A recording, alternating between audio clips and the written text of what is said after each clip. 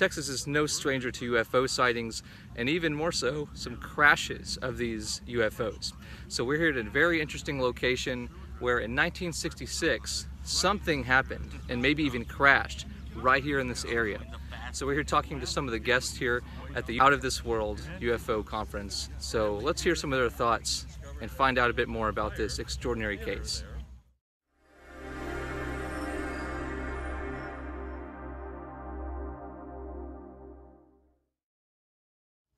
Greetings and welcome to the Vortex. I'm your host Daniel Allen Jones, and we are here in Edinburg, Texas, and I'm joined by a good friend, Noe Torres. Noe, glad to be here with you. Yes, thanks for coming. So we're here at this site where it's been told that a UFO not only came by, but even crashed in this area. So tell us about the story of, in Edinburg, in 1966, a potential UFO crash happened right here. Yeah, it's a very interesting story, one of the most interesting ones that I've heard, and what was really strange about it is I was born and raised and grew up in Edinburg, and my entire life until my 50s I had never heard about this incident. And then the son of the original eyewitness came forward, and he had heard that I did some UFO things on TV and in books.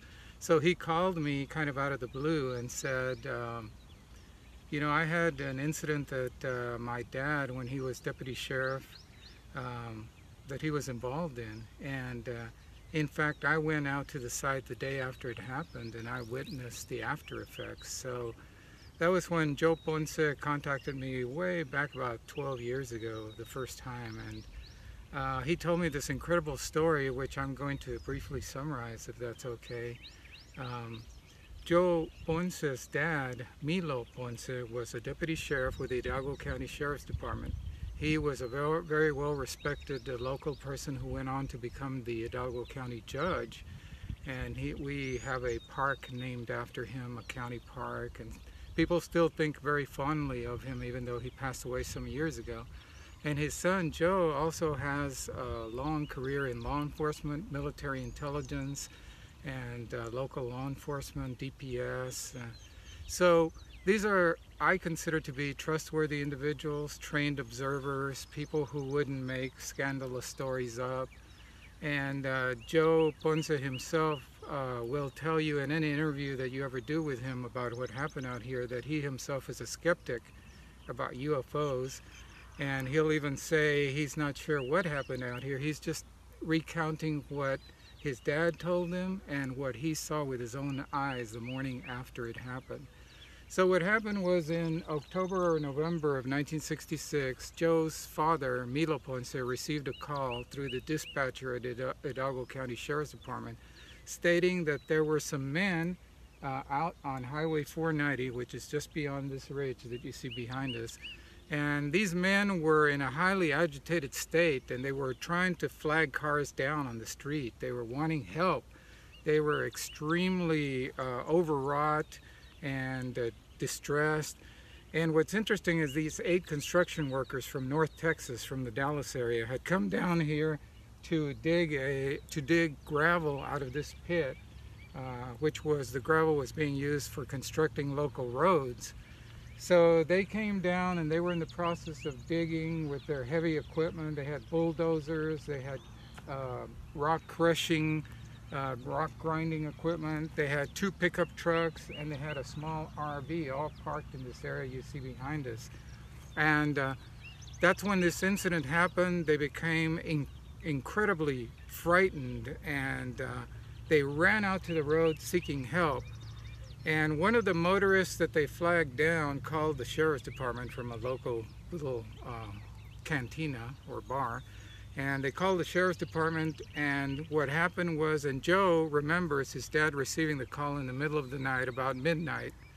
And the dispatcher, George Rapp, told his dad that there were some disturbed men standing by the road trying to wave down traffic. So Milo Ponce got in his sheriff's department unit and came out here. Again, this was 1966. He came out here and he made contact with the men. Immediately he noticed they were disheveled. They were highly upset about something. and he noticed that at least one of the men had urinated on himself, so apparently lost bodily functions. And then he noticed that this entire area behind us was ablaze. It was just on fire. Wow. All of their construction equipment was melted and charred. The RV, the small RV that they were spending the nights in, there was just like pieces of the frame and completely blackened. Everything was just... So these men barely escaped with their lives. And what they then told Sheriff's Deputy Milo Ponce was the most incredible story that he or his son have ever heard, of a strange object that came out of the sky. Before the object appeared, there was a sudden downburst of wind on a perfectly calm night when there was no bad weather anywhere. There was no weather expected in the vicinity. If you go back in time at the weather forecast for this area during that time period, which I have, there was no bad weather anywhere in the area. But despite that, there was a sudden downburst of wind, almost like a mini tornado, a vortex that was created by wind, and cloud formations appeared. Cloud formation appeared swirling above their encampment here below. And then they saw this object above them, hovering above them. They took off running, and suddenly there was what they perceived as being a beam of fire from the object down to the ground that completely vaporized and incinerated all their equipment. Wow. I mean, there was nothing serviceable left out here. When Deputy Ponce arrived, and then when Joe came the next morning, he said there was nothing. There were just pieces of charred metal, and everything had been burned up like a huge bomb hit. And even today, and we were out there walking around earlier, pushed up because they brought in, moved some of the earth around, but you can see all around the outer part of the ridge here, there are a huge amount of pieces of burned metal and fragments we feel, from what happened that night. So it's an amazing story. The 8 construction workers were taken to the sheriff's office, where they were further interrogated and reports were written up about what happened. The fire department responded, and they contained the blaze as much as possible. And the men were so scared that the only thing that they communicated to anybody was their desire to get out of here, out of South Texas, as quickly as possible and back to their home in the Dallas area.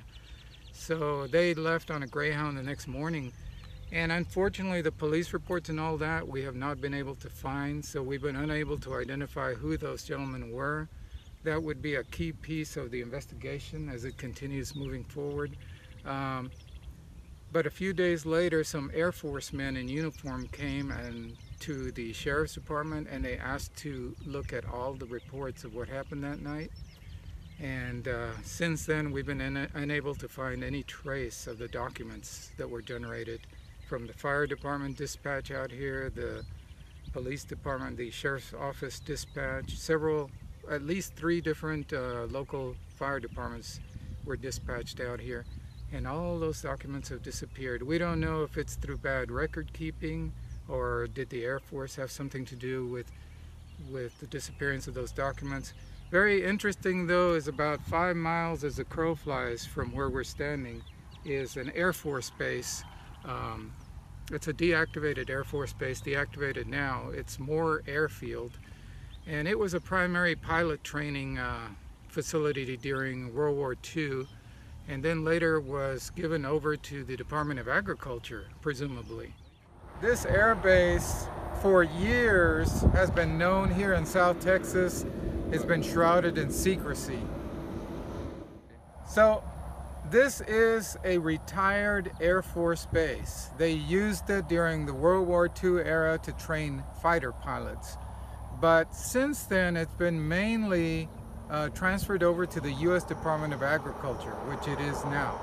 So the government claims that this facility is used for agricultural research.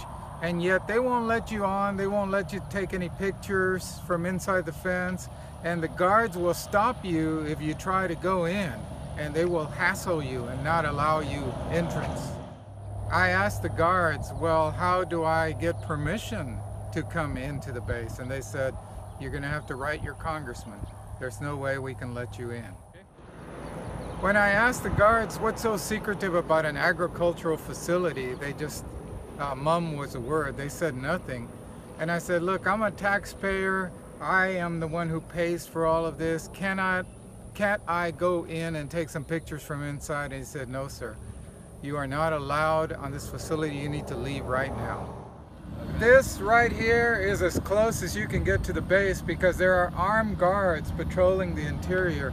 You are not allowed to take photos from the other side of this fence, and all kinds of warning signs are posted. So supposedly this is a U.S. government agriculture facility, and yet they keep building more aircraft hangars. In the last few years there have been more aircraft hangars built. So why would an agriculture research facility need hangars for airplanes?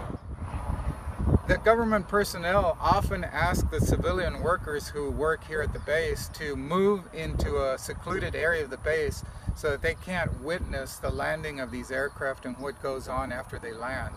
So the question becomes, why are Air Force ships arriving here at night? The interesting thing about Moore Air Base is that there have been numerous UFO sightings all around this area for years back, dating back to the 60s and late 50s. In fact, the UFO sightings around the base continue to this day. 2 years ago we had a fascinating close-up encounter by a lady from Edinburg right here on this road in front of the base, a few miles down. She saw a craft hover over the road. In the incident from 2 years ago, a local resident was driving up this road that goes right by the base when she saw this huge glowing disc, and it was about 30 feet off the surface of the road. And as she was coming up to it, wondering what it was, she could see the movement of the trees from whatever energy was powering this ship. And it was a large craft. From side to side, it went past the width of the road. But she came up on a roadblock, and law enforcement was blocking her way and wouldn't let her go further.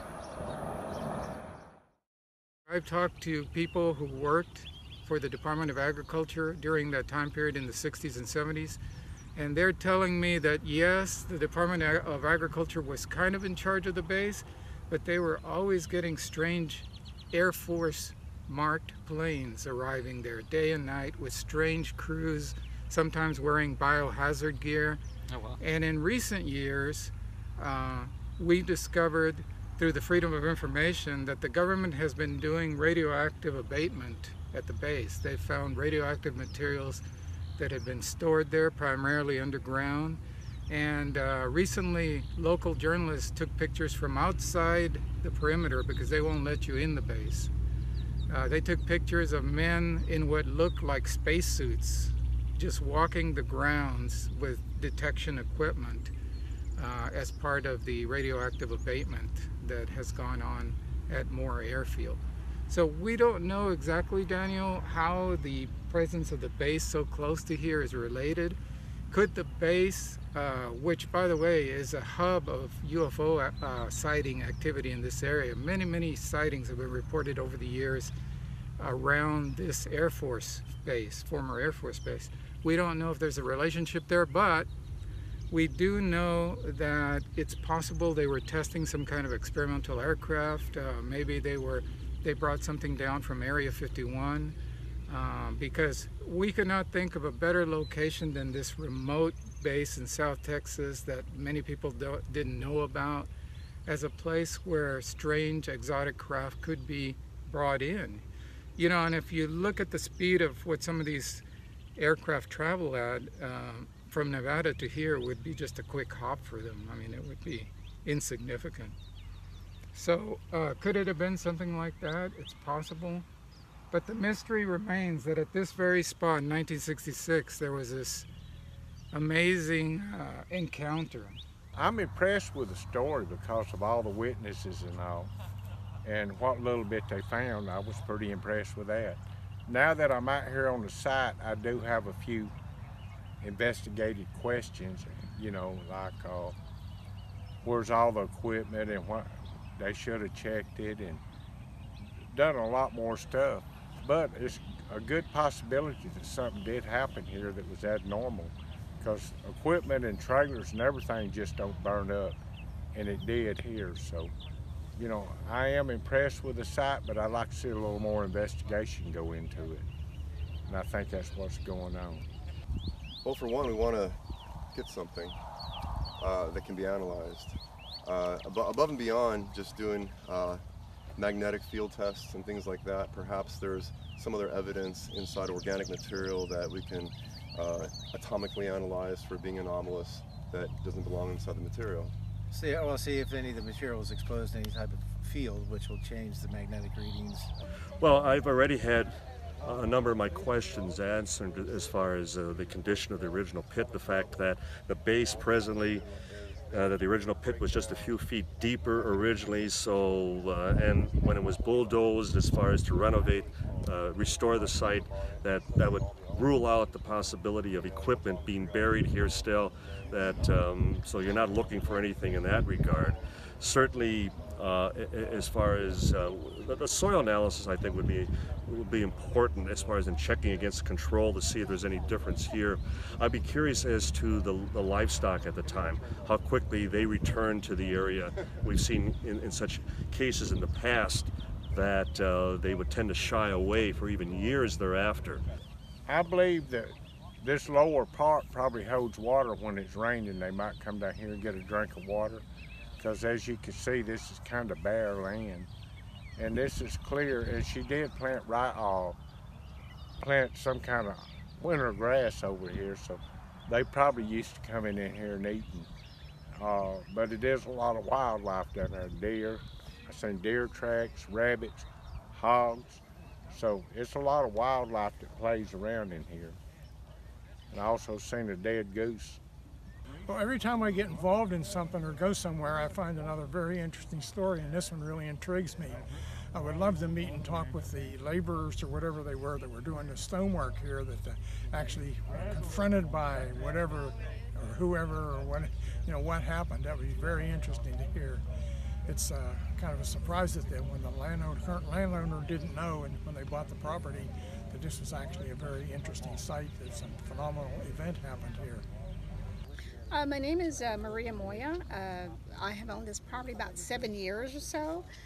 It's been, when I first found out about it, I was just astonished. I had no idea or no clue anything had happened here. You know, when we first got the property, we had no idea of what had happened out here. So, you know, one day one of our neighbors left a note on our gate telling us kind of what had happened out here. We were going to meet up and talk to him about it. And we set a date, we got together with him, he started sharing the stories, what had happened out here. So after that point is when we started to really kind of search around the property. Well, what I've discovered in the area where I had the experience, many other people have had a similar experience, and I'm convinced that some kind of an attraction there, some type of a portal there, or something that draws them to that area. One of the things that, and it's something that was established even in the last 25 years, that there's been a natural attraction of UFOs as far as to quarries, to mining areas, as though even the shifting of quartz formations and even limestone and that type of thing, that in creating somewhat of a magnetic pulse, that it serves as a beacon, that it attracts the phenomenon in that regard. So UFOs are no strangers to this type of environment. So I think that speaks also as far as in support of the fact that it was legitimate UFO experience. I think I'd be curious as to what they were actually mining at the time.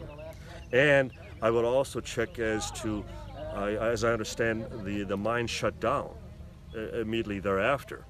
If it just naturally expired at that time, or if they just, we're out of here, we're not going to go through that again. Or, again, the insurance claims. And so if there was some type of settlement, and then it's like, okay, we hit the road, we're done, that type of thing. Those are just some of the loopholes that still need to be addressed. The first thing that came to mind for me, because I wasn't aware of this case, was you have a fire at a construction site, so the first thing you want to do is check the insurance claims and what happened with that, and make sure that you don't have a disgruntled employee or somebody setting this place on fire for money. I couldn't imagine you could go to an insurance company and try to get a claim saying a UFO burnt your stuff up, so that's a little implausible. But I think checking as far as the original insurance coverage and what the claims were at the time, and to eliminate any possibility that the fire was separate from the actual UFO situation. Also, the drone has some issues. yeah, the drone is having issues. Hi, my name's Daniel Galeana, and I'm a certified remote pilot here in the area. And I was asked to, to help out and get the air footage. When I first got out here, the one thing that I noticed right away was that I was getting a signal from my drone letting me know that there was a lot of magnetic interference in the area. And so I normally don't get that, and I've flown the drone just a couple of miles from this site without any issues. But when I tried to fly it here, immediately got a warning that there was a lot of magnetic interference. So I had to fight the magnetic interference and fly very carefully, and I did lose the video from time to time, and I was able to recoup and of course never lost control of the drone, but I kept getting some interference. So that was quite interesting, and I've flown all over the valley in this area, and I really cannot recall having that magnetic interference before, especially not out here in the middle of out in the open. So I thought that was very interesting. So when we're out in the field, it's important to keep in mind that there still may be material that we can analyze and get an idea about what took place, even if it's several decades ago, that could still have some residual effects today. So what are your thoughts on the possibility that we could still be acquiring some of the material out here that could indicate some kind of exotic objects came through this way? Yeah, well, Ben Moss and Tony Angiola, who were out here today, they were telling us that, for example, there was obviously some kind of radiation exposure here. I found higher than normal, higher than background level radiation along the outside of this pit. He said that a lot of the radiation exposure that might have occurred here probably has dissipated. In some cases it can dissipate in a few days depending on the type of radiation. When I talked to Noe, he said that he brought a Geiger counter out here for the first time, and nobody's really, we have a magnetometer and some magnetic readers on our phones, so this is probably the first time that's been done. There is a little bit higher field in here, but there's not a lot to go on, so the best thing you can do this many years later is gather some of the materials and see if they've been affected by anything that's exotically changed their magnetic readings or makes a compass spin. Again, as far as scientifically, certainly the soil, the rock, I don't think there's anything as far as carbon dating as far as the fire, because I mean, it's a matter of historic fact. There was a fire here at the time of the incident, so I don't think that's a question. We talked about the erosion pattern, the fact that water does sit, and keeping that in mind as well, that the owners described that even this last spring that there was the basin was full of water. That's all going to change and alter as far as not only the appearance but also even the chemical balance of the area, depending on what washes in, what comes into the area. So you're going to also have to, as far as consider outside influences throughout. We have discovered many items here that have been left here from the debris, from the burn back in 1966. Ever since we bought the property, we always found a lot of old things, materials, from car parts to scraps to burnt metal to old glass bottles and a bunch of random things. We even found what looked like a military jacket out here at one point. Hey Don, Ben got a spike off this metal. Oh, that's about twice background radiation. Yep. So now I'm getting a baseline here. And watch if you can get the camera on his screen. Look at that spike. Wow. That's pretty big. That's big. try it on this piece of metal I got in my hand, Ben. Do the same thing. Because if you can get it on this, then we got something to work with. We've been getting about 0.08 all over, but Yeah. here it's 0.14. We need that piece. We need that piece. Or a piece of that piece. Yeah, that's you too need big. to seclude that piece. Yeah. Yeah. Anybody got a hacksaw? We can get just a piece of that? They won't pull up out of the ground? Right here, I'm getting Oh, the highest you're right. reading on that We can take piece. this whole piece back over there. Can we? Yeah. That would be great. Yeah. Yeah, I'll roll up. Oh, yeah. Just roll it up. Sweet. You start feeling any numbness or tingling in your fingers. Yeah. I can't feel my arm. Water See? bubble. Look at Dude, that's very much noticeable. It's clearly spiking Yep. on that. You got that on camera good? Look at that. Sweet. There's a section of it that seems to spike more. Certain parts of it might have more. But, Yeah, it absorbs some sort of field and it's holding on to it. Yeah, if they're using exotic propulsion, it's manipulating space and time, then it's changing. The thing is, when we've seen some anomalous footage, especially race footage, but the background changes. You get this red shift, and then you get mountains collapsing in the background and coming back up. So it's affecting the whole. There's a field around these Magnetic craft, field, which right. probably negates gravity. So when they engage that, it affects the environment around it. You get the plasma that comes off of these things. Ray's theory, and I kind of agree, is when you see what you think are portholes, those are magnetic vents. They're venting magnetic. Right. And he does, the beam ahead was proven from one of his films that Dr. Lee Marabou, you put a plasma beam out in front of a craft. Everything we're going to do in our presentation, man. But it pushes the air out of the way, so you don't have to, you don't have to break the sound barrier. You can push through the air because you create a vacuum. Right. And so you have less resistance. Split it.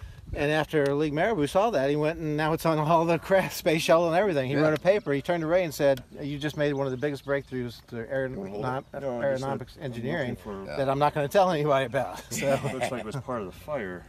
It's possible that it wasn't so much a beam that was shot from the craft, but it may have been some kind of reaction of the metal on the ground to whatever propulsion system or electromagnetic forces were in use aboard the craft. It's possible that they reacted with the metal. The object was hovering right above here, and there was a reaction with the metal on the ground, which just kind of incinerated it.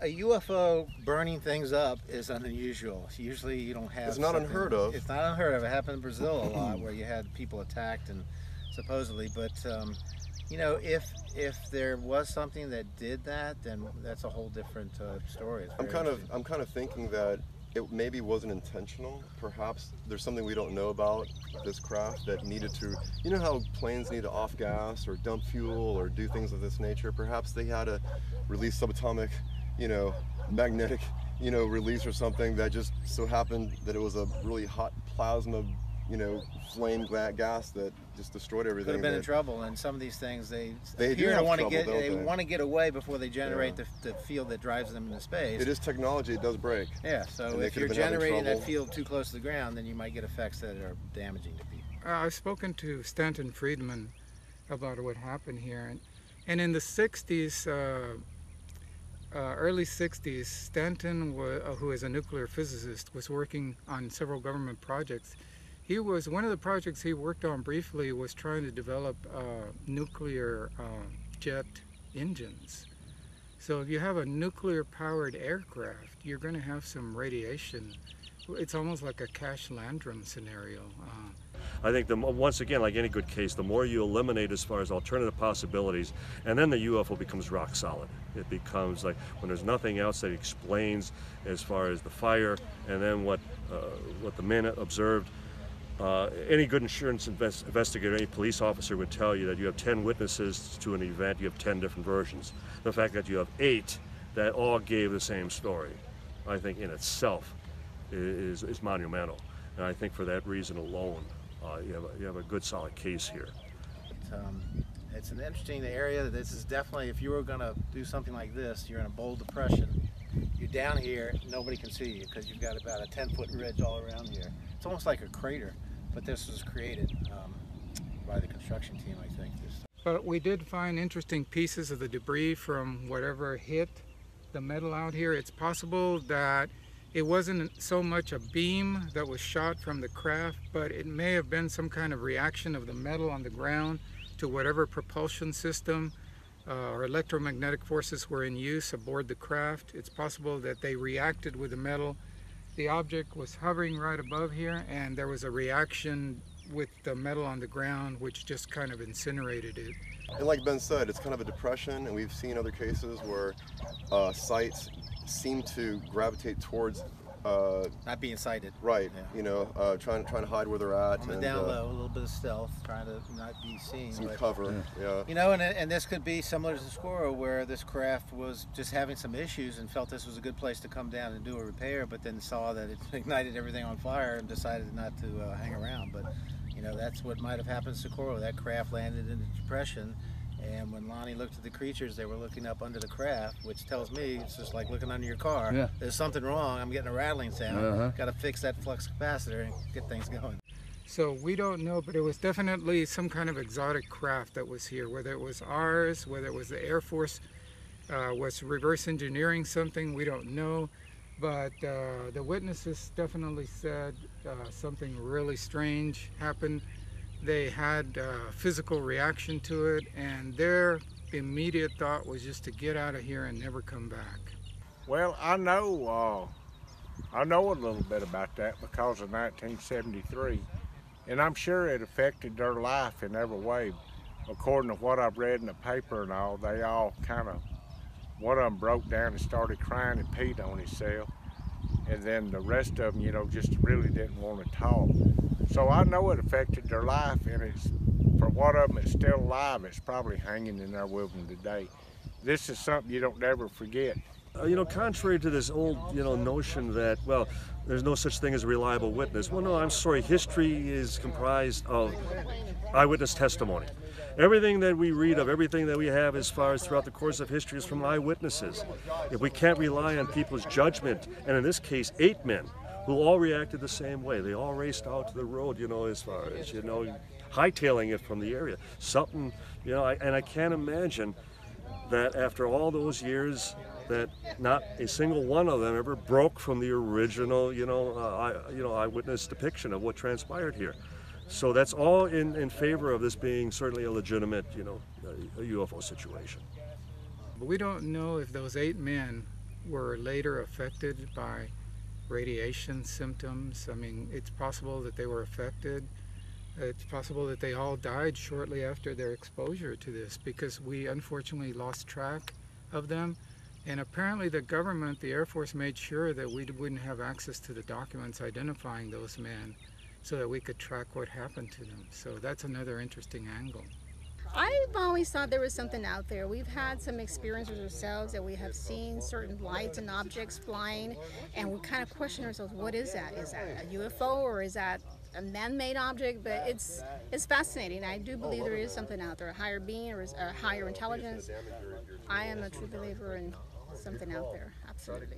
I've always been open to it, always have been open to it, so it makes you wonder even more.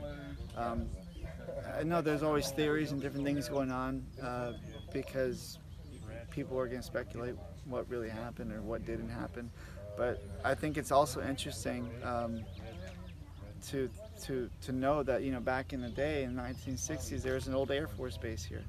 So it always makes you wonder, was there something going on with the base? Or was actually something going on with an actual UFO sighting? But I have always believed, so I think it's really cool to know that something did happen here. You know, whether it was man-made or not, I think it's still neat because it's not necessarily out in the open. Yeah, I keep an open mind, and I like I said, I believe that that there can possibly be, you know, other beings out in this, you know, huge universe, and you know, I believe that there's enough evidence out there, you know, with a lot of the government officials, Air Forces, pilots, you know, and there's so much evidence that obviously there's something out there, and so not sure what it is, but there's something out there. Well, most people, in fact, I can speak for myself. If I hadn't publicly, you know, been on the radio and had so many people with me, I probably wouldn't have even talked about it. I would have kept it quiet, because there's a stigma that comes with you. If you talk about UFOs, people think, oh, little green man, and this guy's he's been drinking, or he's been on drugs or whatever, you know, he's hallucinating. There's definitely something to it, but and most serious people do know and understand, but they just don't want to come forward and make an issue out of it. They just stay in the background. There's a lot of material here, so there's plenty to look at, and if there's anomalous, readings here, magnetic or whatever, we're not getting any radiation, then you might have an unusual event. Keep working on it. Don't ever give up on it, because again, as you continue to just eliminate as far as other alternative possibilities, that's what will solidify the UFO, to the point that been there, done that, yeah, we checked that, everything's been checked, and that's all that's left, what the actual eyewitnesses described. To us, it's just amazing. I know UFOs throughout history. There's been many sightings, and I think this sighting here alone in Edinburg is fascinating. It's something that has been kept quiet, but now it's been exposed, and I think that's wonderful that we all know more about what happened here in Edinburg. Ever since we've been out here, I think the whole presence, everybody coming out here, I think it's a really great thing. To really kind of expose everything and get to be educated on different things, especially what happened here. Very interesting. So to keep in mind that these sightings aren't always just exciting to see, but it could also be very consequential whenever there are close encounters of this nature. So it's very great for us to be able to have the opportunity to come out here in person. Noe, being a local and a resident here in Edinburg, you're the expert on the case, so we're very fortunate to have you come out and share with us the history, the little known history about this incredible site. So hopefully we get a bit more update on some of the material being analyzed and further information from this case. So thank you for your time out here today. Thank you, Danny. If you liked this video, be sure to check out our other content and get connected on our page and social media sites. Every day, new discoveries are being made all across the world and beyond, so let's work together to find out what's next. And remember, we won't know if we don't go. I'll see you in the Vortex.